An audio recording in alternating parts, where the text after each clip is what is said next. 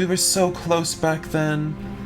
We didn't even use condoms when we had sex. Hi guys, I just want to take a second to thank all my patrons here who have donated to me. No matter how much they've donated to me, it really means a lot to me. And if you guys want, you can check out my Patreon and help support me continue to make yaoi videos. Thanks guys. Hi guys, it's been a little while since our last episode of Chess of Blades, but welcome back. I'm not exactly sure what happened recently. I know we got into that little fight back in the courtyard with some mysterious assailant, or and we just found a key from like a quail or something. Like, I don't recall. But we'll figure it out. As I walk over to him, the butler turns to face me, his eyebrows raising for a moment before he lowers in a slight bow. Sir, is there some way I might be of assistance? You look somewhat disheartened, if I may say so. You may.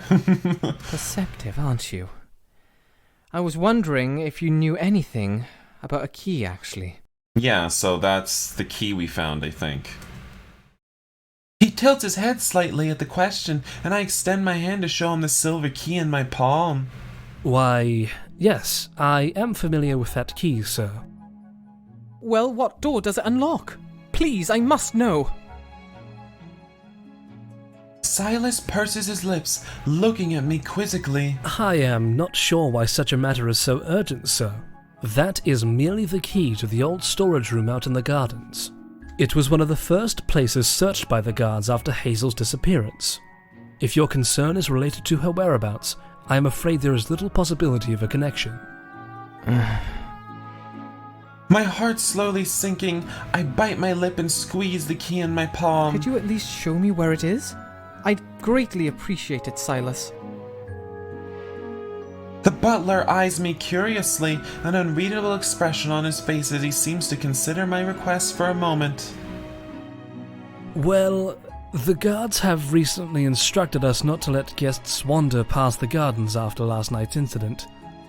However, I believe I can give you special treatment due to your acquaintance with the Royal Guardsman. Ah, where is Sir Arden? It's more than just an acquaintance, you know. We used to be fuck buddies. My chest tightens at those words, but I force myself to not show much emotion and instead clear my throat pointedly.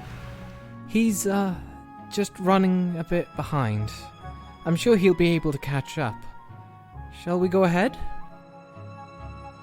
Regardless of whether Silas accepts my words or sees through my mask, he simply nods in response, turning towards the garden exit. This way, sir. Might I ask where you acquired that key, incidentally? As we head outside, I hesitate before my response, considering how much I should tell Silas. I don't suspect him, but I don't exactly trust him either. Well, let's just say I got it from someone who I believe was involved with Hazel's kidnapping. There was a slight interference of a peacock, but that's irrelevant. Silas just nods, as impassively polite as a servant can be talking to a man about peacocks. What a fine specimen of a butler. Oh god, Rivian just likes when people are subservient to him, I guess. He leads me through the garden, and as we emerge from one side of the hedge maze, I spot a small shack-like structure ahead of us. We approach it, and I can see the sturdy-looking doors are sealed with a padlock. I wonder how the guards searched it. The door doesn't look like it's been forced open, so there must have been another key. Oh, right. When Silas turns to me expectantly, I quickly step up the padlock and insert the silver key. Sure enough, it clicks open, allowing me to separate the chains. I grab the handles and try to drag the doors back, grunting at their surprisingly hefty weight. What the hell are they keeping in here to need these damn doors for? Let me assist you with that, sir. Show us your muscle, Silas. Silas reaches over me and grabs the door with his gloved hands, pulling them open with relative ease. Well, way to make me look like a total twink. God save me, outdone by a butler, and he doesn't even look all that muscular. I had it under control, you know, but I appreciate the help. So, what's inside? I step a little anxiously over the dark threshold and into the storage building, scanning around. Silas follows behind me, and I hear him sigh faintly. I believe our current reigning king has not used this quaint room. Some unpleasant rumors related to supernatural events arose in conjunction with it, and our honorable queen forbade her husband from ever storing anything here. I guess the queen has power in this world. Supernatural events? That sounds horrible. What kind of events were these, perchance? My eyes drift around the room, where everything is covered in a thick layer of dust. There's plenty of aged-looking equipment, like saddles and hunting gear lying around on the floor and on the shelves, but no ghosts milling around, at least. I'm afraid I cannot remember precise details, but there were said to be voices that the servants of the past heard while working near here at night. You see, there are tales that this castle was built on the remains of a much older counterpart. It is said that a chapel and tomb for the royal family were located near the storage chamber. Therefore, these voices are supposedly of the deceased regal bloodline. Despite his disapproving tone, there is a brief, unusually hesitant pause in Silas's words, although his expression barely changes. Voices was a load of rubbish. It's a perfectly fine storage room, and they neglected it just because of that? What was that for? My cheerful scoff trails off when I remember that. If there's nothing in here, it's a dead end. All my excitement about this key was for nothing. I just can't believe it. Silas, what would you do in a situation where you were completely stuck, nothing made sense, and your one source of information is refusing to tell you something important? Sighing, I turn to the butler, who smiles faintly at my dejected words. That sounds like a dreadful situation indeed, sir. Well, if I were trying to discover the truth behind something that appeared to have no answers, I suppose I would rethink what puzzled me from another perspective.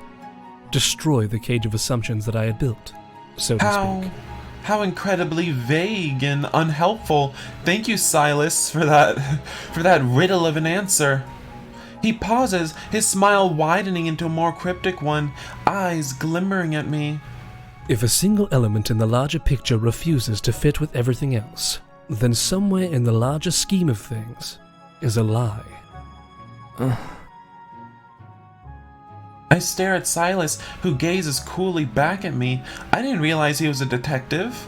I'm sure of it now. He knows something too, but he can't tell me. Damn it! Is there anyone who isn't keeping secrets in this bloody A castle? lie? Did I just say castle? Perhaps you're right. After all, I've been going off only conjecture and hearsay. There's bound to be a fault in there somewhere. Precisely, sir. I am sure a patient re-evaluation will yield satisfactory results. There are still a few hours before this evening's dinner, so perhaps you may utilize that time to further your search, if you so wish. Now, please excuse me, sir. I must return to my duties. Silas lowers into a graceful bow, rising back up and offering me a last quiet, playful smile before turning to depart towards the castle. I thought he was coming on to me, but I'm not sure. I watch him leave, rubbing a hand on the back of my neck in thought. Oh, for a second, I read that as Silas was rubbing a hand on the back of Rivian's neck, and I was like, what the fuck? Is he actually coming on to us? My eyes gradually lower to the key still in my hand, its cold weight resting in my palm. Nothing more than a storage shack haunted by the deceased royal family, huh?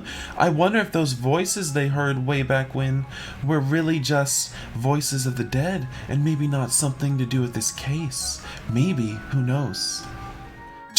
How disappointing. I close the doors and start to lock them back up, shaking my head. Was that a noise I just heard? What was that? Are there firearms? Yeah, probably. This is like at least 1700s or something, right? Or 1800s? I have no idea about the average time of this game. God save me! Rivian, you're already losing your gall from the talk of ghosts? Just a mop or something falling over inside the shed. Ugh. Scoffing to myself, I shove the key in my pocket and start heading back to the castle. Just a mop falling over in the shed? What if there's someone hiding in there? Rivian, you should have checked the shed again. For some reason, I can't quite explain. I feel like Silas's description of the storage chamber just doesn't add up. Namely, why would the key to this place be lying around if no one ever used it? Besides, I found it near where the assassin was staying. It has to be related to Hazel somehow. Somehow. Hazel, Emily, the disciples of Ignatius, Celeste. I repeat the names under my breath as I head back into the main hall. There are a few midday appetizers being served, and I grab something to fill my growling stomach on the way back to my room. If I don't find something soon, Celeste may be executed for a crime she's not responsible for. It's not like I feel a particular affinity towards her, but I can't let someone innocent take the fall like that. Chewing idly on my lower lip, I step inside my room while exhaling a great sigh, closing the door behind me. I could use Arden's enthusiasm right about now. I wonder if he's decided to stop coming after me. Maybe I really was a little too harsh this time. The fact that he only ever acts hurt, not angry, just drives me up the wall. If he actually yelled at me for once and we had a real fight, maybe we could work everything out. Oh god, he just wants to fight so he can have that great makeup sex afterwards. I shake my head and step over towards the fireplace, picking up the book from Linnaeus I'd put on the chair. Stupid book. I thought you were supposed to have answers. You've been giving me absolutely nothing but a headache, you know. I grumble miserably while flipping through the useless tome, resisting the urge to chuck it into the fireplace. A certain page falls open, and my eyes drift down it absent-mindedly. Rethink my assumptions. There's too many goddamn assumptions to rethink. I mutter to myself as I scan the page, which discusses the modus operandi of the disciples of Ignatius. Blah blah, the disciples target only specific victims in order to blackmail those in power. I've already read this page a number of times before. How could this possibly be relevant? These victims tend to be high-ranking officials, diplomats, or members of the royal bloodline. High-ranking officials, diplomats, or members of the royal Wait! Wait! Could Hazel be royal? My breath catches in my throat. Am I grasping at straws, or is there a chance that Hazel might be part of the royal family? Then my false assumption was that Emily is Hazel's real mother. She refused to tell me about Hazel because she was protecting the girl's true identity. I blink at the book in disbelief. If this is all a possibility, then are the disciples trying to blackmail the king himself? It may be conjecture, but still, it could even help Celeste get off the hook. I tuck the book under my arm and race over to the door, throwing it open. Ah, what excellent timing. Did you predict my knock before it actually happened? Perhaps I overestimated your incapabilities. What are you doing here, Linnaeus? No, never mind. I have something important to tell. Apologies, but I have business to attend to. I merely wanted to inform you that by the King's orders, a new search party has been sent out. They found what looked like part of Hazel's skirt near the outer festival grounds, so with luck she'll be found soon. Therefore, your services will no longer be needed, and any entrance into the areas off-limits after last night's incident will not be allowed. What? You can't take me off this case, god damn it! I'm near a breakthrough! You can't do this to me! He pushes his glasses up, eyes flashing suspiciously at me. What do you know? What does he know? Why is everyone lying to me? You may be Varyson's son, but you are still a guest, not some grand investigator. Leave the King's men to their work, if you please, and I'll be taking that back. The fuck? Why is he so pissed all of this sudden? He literally gave us this book and was like, here, maybe you can try and help or do something. And now he's acting like a total asshole. Like, something happened. Someone said something to him.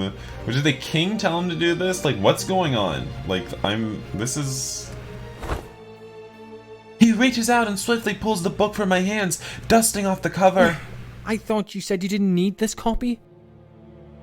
I don't want you getting any fanciful ideas in your head from reading this. Much of the information is likely outdated regardless. He turns to leave, but I quickly reach out to grab his coat, still in disbelief. Linnaeus, you can't do this. I'm so close. You don't understand. Just give me a little more time. I'm so close, Linnaeus. Please, just a little more rubbing.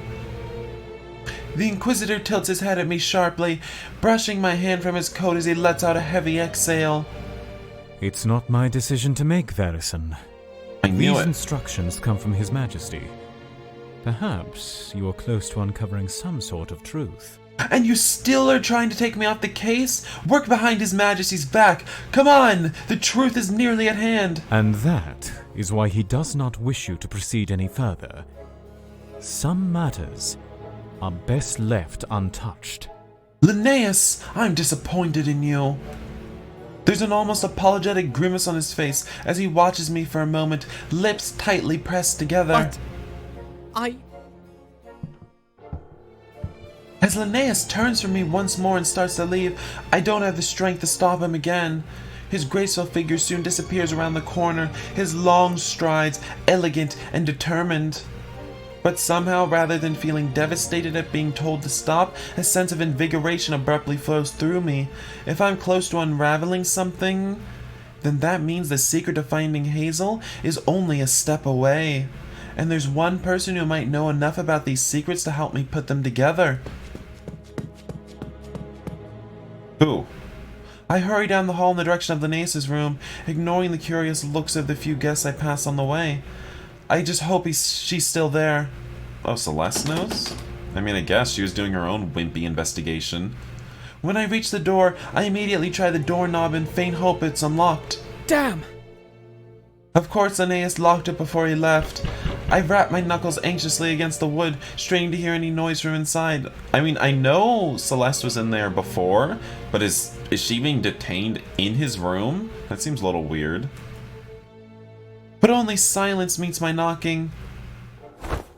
Growling in frustration, I turn my back to the door, sliding against it to the ground in a frustrated slump. If she's been taken to some holding room, I have no chance. Who's there? Celeste! As a soft, worried voice comes from behind the door. Celeste? Is that you? Rivian? Why are you here? That damn Inquisitor locked me in this room. Did you find something? I lean down to press my ear to the cracks of the door, my heartbeat racing. I might have done just that. Listen, your father's an ambassador. You must know all sorts of secrets from spies you have in our kingdom, right? How rude. Why would you ever say something like that? Listen, Celeste, this is no time to be coy. If I don't find who's behind all this, both you and your father may face penalty of death. An extended, reluctant pause fills the air after my grave words. She has to know the seriousness of the situation. She's certainly no fool. Well, I mean, if she still thinks she's just a servant girl, then I mean, they're not going to be put to death for a servant girl. Come on. Very well. What do you need to know? About the royal family. Was there anything strange that happened during the current king's reign? The royal family? Well, I only know from what Father's told me, but there's an unconfirmed statement from one of our spies that there was an incident about 10 years ago. My body tenses. 10 years ago, right when Hazel was born. Apparently, something to do with the youngest prince's bride. She mysteriously vanished not long after giving birth to their first child, and her body was found a few days later. Let me guess. Her child was never found either, was she? No one knows the truth behind it. And apparently, the child died. Apparently. There was never any official proclamations, and everything was kept quiet. Suspicious, huh? Very suspicious. Her voice raises a little in an excited whisper. I guess she really gets in this whole secretive espionage business. Celeste, this may be a stretch, but do you know where the prince's deceased bride was discovered? I'm not entirely sure, but I think it was in an old chapel for the royal family. It's quite a creepy place to find a corpse. My mind races to try and put together what Celeste's telling me with Silas's remarks earlier. Rumors that the remains of an old family chapel is buried beneath the gardens. The key I found. Oh no, all the pieces of the puzzle are coming together, covering up a child's existence for fear of another kidnapping. There are too many coincidences. The cult is trying to send a message loud and clear. The only reason why I couldn't understand it was because I'm not the person the message is meant for. I see. I think I understand at last. Good work, Celeste. You're not so useless after all.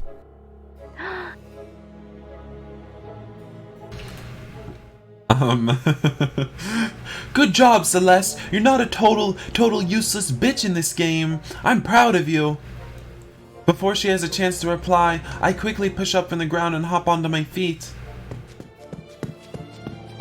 I start racing down the hall, intending to return to the gardens immediately. But then I remember Linnaeus's words just earlier, and my pace slows to a halt. I can't go out there again. While it's still light outside, chances are the perimeters are being guarded, and I'd be detained if someone saw me. I bite my lip, exhaling a heavy sigh of frustration. My best bet, then, is to wait a little while until night falls. Besides, isn't the masquerade happening tonight? Surely everyone will be busy there. After pacing around in the halls for a bit, I end up returning to my room, some of my excitement dissipating into my anxiety when I step back inside. Mm-hmm. My eyes are suddenly caught by something atop my nightstand. That wasn't there before.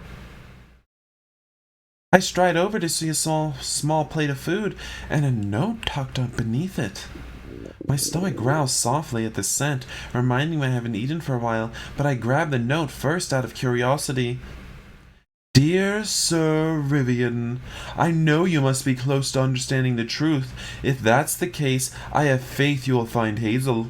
Tonight, I will leave the window in the storage room with the king's portrait unlocked. Use it to escape the guards if you must. Who could this be to send me this secretive note? No signature. But it's all too clear that the author is none other than Emily. She really loves Hazel as her own daughter. That much is evident, even if they're not related by blood. I don't know what moves me so much about them. Normally I never care this much for other people's affairs, but I think Hazel reminds me of my own sister, who's close to the same age. My protective brotherly instincts are coming out. And beyond that, it's like something inside of me is hungry to solve this mystery, to win this game and outsmart my opponent and win back Arden and get my man prize. Perhaps it really is in my blood after all. Musing to myself quietly, I take the plate of food and sit down by the fireplace to thoughtfully start eating.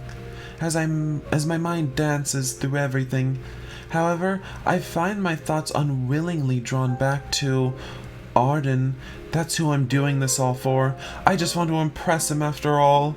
The way we parted earlier, the things I said to him, I couldn't help it. His words dug up the memories I was trying to keep from rising to the surface, and I can't ignore them any longer. We were so close back then. We didn't even use condoms when we had sex. I first met Arden when we were still very little, and I can't remember getting immediately attached. No, I can remember getting immediately attached to his soft, warm demeanor and his warm penis. He was my best friend for many years, but by the time I was a teenager and started growing slowly into a young adult, my feelings felt like they were changing. Soon, the naked sex games we played together weren't just for good fun. They were something more. I loved the time we spent together and relished all of the attention he'd always lavished me with. We were closer than just friends, but neither of us ever voiced any attraction or ever acted on it, except for our game of pelvic pinochle. But there was one day, only a few months before he left, when we made a promise to each other. Oops. Wait, this is supposed to be Arden talking? Father says he wants me to become a military strategist, like him. Just think, I'd be able to command all of the royal families. Or is this supposed to be Rivian? No, wait. Wait, no, this has to be Rivian. Because Arden isn't royal. I just started saying that because I know he's a soldier. Father says he wants me to become a military strategist like him. Just think, I'd be able to command all of the royal armies. Wait. Oh, wait, I'm confused. I have no idea who's talking. I'm sorry, everybody. What about you, Arden? Will you follow in your father's footsteps too? You could be the Grand General, and we could work together. I remember the hesitant, uncertain look in his eyes as we lay in the grass together, gazing up at the sky. But it wasn't long before the warm smile he always wore soon came back over his face, and he reached out to ruffle my hair. Of course, Riv. We'll be at the top together, and nothing will stop us. Do you promise, Arden? I don't want to be stuck out there alone. I wonder if he knew then that he was going to be leaving. If he did, how was he able to grin at me so confidently, curling his arm around my shoulders and gently pressing our heads together? Of course, Riv. I promise. I'll always be there for when you need me, no matter what. I was so happy when I heard those words. Too bad they were a complete lie. Looking back, I think I felt as strongly for Arden then as he does for me now. If only we could go back. Which is why I was completely devastated and heartbroken when I found out not long after our promise he had left to train in the king's army. I was so lonely and felt so betrayed. The idea of following my father's occupation started to seem hollow, distasteful, and far too bleak a path to take by myself. And my feelings towards Arden were steadily shadowed by more resentment. For 4 years, I buried my adoration for him deep, deep down, and covered it up with anger to keep myself from being overwhelmed with sadness. Then, when I saw him here for the first time in so long, I didn't know what to think. But I hoped that I could keep pushing him away, pretending that my feelings for him had never existed. I didn't want to risk hurting him again.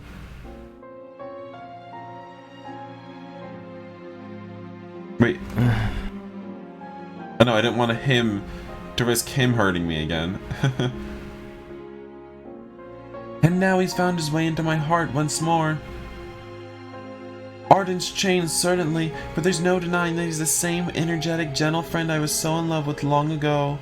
Wow, I just admitted I was in love with him, but I just don't know if I'm brave enough to face that, to deal with the prospect of him leaving me again, because I doubt I could handle being abandoned a second time.